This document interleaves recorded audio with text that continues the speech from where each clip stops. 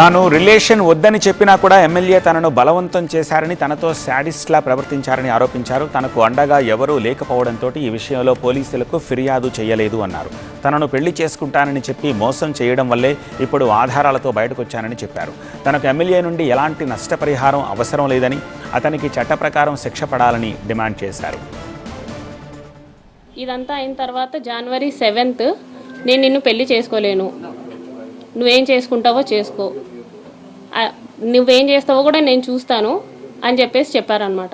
ఇదంతా చేసి నువ్వు పెళ్ళెలా చేసుకోకుండా ఉంటావు, 1.5 సంవత్సరంగా నువ్వు నన్ను ఎంత నాశనం చేసావు, పెళ్ళెలా చేసుకోకుండా ఉంటావు అనేసి నేను అడిగాను.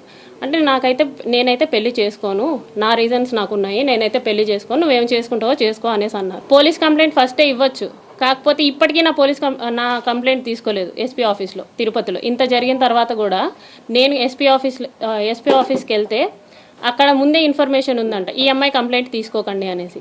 ఇక్కడ కోడూరులో పోలీస్ స్టేషన్కి వెళ్తే వాళ్ళమ్మ నా మీదే ఎఫ్ఐఆర్ ఫైల్ చేసిందంట, నేనేదో బ్లాక్మెయిల్ చేస్తున్నాను అతన్ని అనేసి. నేను చాలా ప్రయత్నించిన తర్వాతే ఇప్పుడు మీ అందరి ముందుకు వచ్చా.